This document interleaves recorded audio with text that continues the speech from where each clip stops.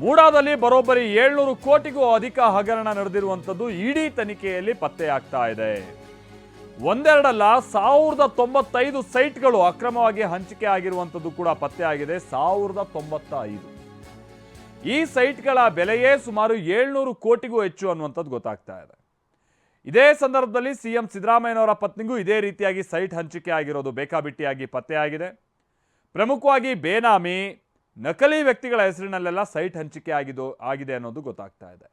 ಪ್ರಭಾವಿಗಳಿಗೆ, real estate ವ್ಯಾಪಾರಿಗಳಿಗೆ ಅಥವಾ real estate mafia ಇಂಥವರ ಮಂದಿಗೆ ಸೈಟ್ ಹಂಚಿಕೆ ಆಗಿದೆ. ಸೈಟ್ ಹಂಚಿಕೆ ಆದಂಥವರಲ್ಲಿ ಬಹುತೇಕರು ಬಿಸ್ನೆಸ್ ಮೆನ್ಗಳು ಅನ್ನುವಂಥದ್ದು ಗೊತ್ತಾಗ್ತಾ ಇದೆ. ರಿಯಲ್ ಎಸ್ಟೇಟ್ ವ್ಯವಹಾರ ಮಾಡೋರಿಗೂ ಕೂಡ ಭಾಳ ಸೈಟ್ ಹಂಚಿಕೆ ಆಗಿದೆ. ಸಿದ್ದರಾಮಯ್ಯನವರ PA ದಿನೇಶ್ ಕುಮಾರ್ ಆತ ಬಹಳ ಪ್ರಭಾವವನ್ನು ಬೀರಿರುವಂಥದ್ದು ಪತ್ತೆಯಾಗಿದೆ. ಸಿದ್ದರಾಮಯ್ಯನವರ PA ದಿನೇಶ್ ಕುಮಾರ್ ಪ್ರಭಾವ ಬಹಳ ಬೀರಿದ್ದಾನೆ ಅನ್ನುವಂಥದ್ದು ಗೊತ್ತಾಗ್ತಾ ಇದೆ.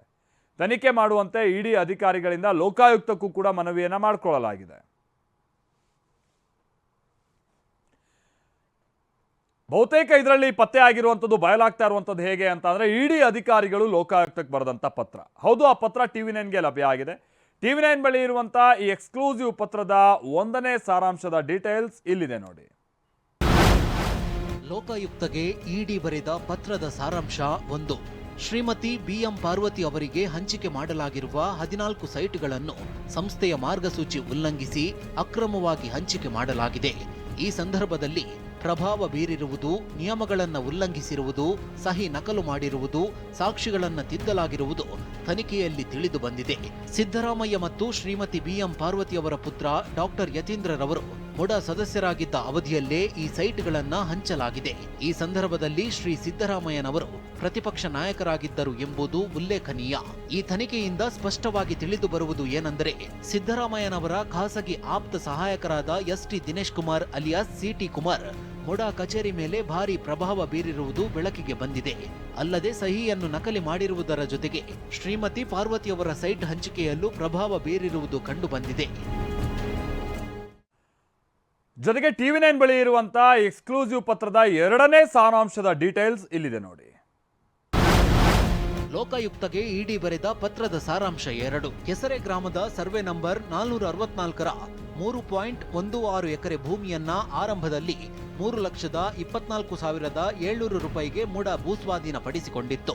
ಇದೇ ಭೂಮಿಯನ್ನ ಅಕ್ರಮವಾಗಿ ಮತ್ತು ತಪ್ಪು ಮಾಹಿತಿ ಆಧರಿಸಿ ಡಿನೋಟಿಫಿಕೇಶನ್ ಮಾಡಲಾಗಿತ್ತು. ಬಳಿಕ ಮುಡಾ ಸಂಸ್ಥೆ ಇದೇ ಭೂಮಿಯಲ್ಲಿ ನಿವೇಶನ ಅಭಿವೃದ್ಧಿ ಪಡಿಸಿದ್ರು. ಇದೇ ಭೂಮಿಯನ್ನ ಕೃಷಿ ಭೂಮಿ ಹೆಸರಲ್ಲಿ ಮಲ್ಲಿಕಾರ್ಜುನ ಸ್ವಾಮಿ ಖರೀದಿ ಮಾಡಿದ್ದಾರೆ. ಈ ಸಂದರ್ಭದಲ್ಲಿ ಮುಡಾ ಯಾವುದೇ ಆಕ್ಷೇಪಣೆ ಸಲ್ಲಿಸಿಲ್ಲ ಅಥವಾ ಪರಿಹಾರಕ್ಕೆ ಬೇಡಿಕೆ ಇಟ್ಟಿಲ್ಲ.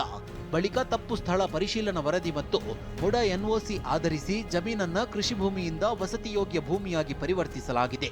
ಪ್ರತಿಷ್ಠಿತ ಬಡಾವಣೆಯಲ್ಲಿ ಈ ಭೂಮಿಗೆ ಅಂದಾಜು 56 ಕೋಟಿ ರೂಪಾಯಿ ಮೌಲ್ಯದ ಪರಿಹಾರವನ್ನು ಪ್ರಭಾವ ಬಳಸಿ ನೀಡಲಾಗಿದೆ. ಈ ಅಕ್ರಮವಾಗಿ ಪಡೆದ ಸೈಟ್ಗಳನ್ನ ಪರಿಹಾರವೆಂದು ಬಿಂಬಿಸಲಾಗಿದೆ. ಸಂಪೂರ್ಣ ಸೈಟ್ ಹಂಚಿಕೆ ಪ್ರಕ್ರಿಯೆ ಪ್ರಭಾವಕ್ಕೆ ಒಳಗಾಗಿದೆ. ಇನ್ನು TV9 ಬಳಿ ಇರುವಂತಹ ಈ ಎಕ್ಸ್ಕ್ಲೂಸಿವ್ ಪತ್ರದ 3ನೇ ಸಾರಾಂಶದ ಡೀಟೇಲ್ಸ್ ಇಲ್ಲಿದೆ ನೋಡಿ. ಲೋಕಾಯುಕ್ತಗೆ ಇಡಿ ಬರೆದ ಪತ್ರದ ಸಾರಾಂಶ 3. 50-50 ನಿಯಮದಡಿ ಮುಡಾ ನೀಡಿರುವ ಪರಿಹಾರ ಸೈಟ್ಗಳ ಹಂಚಿಕೆಯಲ್ಲಿ ಮಾರ್ಗಸೂಚಿಗಳ ಉಲ್ಲಂಘನೆಯಾಗಿದೆ. ಒಟ್ಟು 490 ಕೋಟಿ ಗೈಡ್ಲೈನ್ ದರ ಮತ್ತು 700 ಕೋಟಿಯಷ್ಟು ಮಾರುಕಟ್ಟೆ ದರವುಳ್ಳ 1995 ಸೈಟ್ಗಳನ್ನು ಅಕ್ರಮವಾಗಿ ಹಂಚಿಕೆ ಮಾಡಲಾಗಿದೆ. ಬಹುತೇಕ ಸೈಟ್ಗಳನ್ನು ಬೇನಾಮಿ ವ್ಯಕ್ತಿಗಳಿಗೆ ಮತ್ತು ನಕಲಿ ವ್ಯಕ್ತಿಗಳಿಗೆ ಭೂವಂಚಿತರ ಹೆಸರಲ್ಲಿ ಅಕ್ರಮವಾಗಿ ಹಂಚಲಾಗಿದೆ.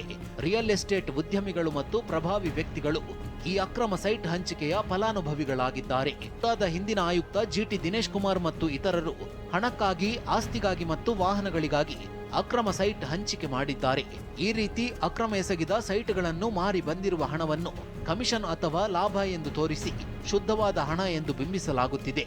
ಅಥವಾ ಈ ಮೂಲಕ ಪಡೆದ ಹಣವನ್ನು ಸಂಬಂಧಿಕರು ಅಥವಾ ಬೇನಾಮಿ ಹೆಸರಿನಲ್ಲಿ ಕೂಡಿ ಇಡಲಾಗಿದೆ.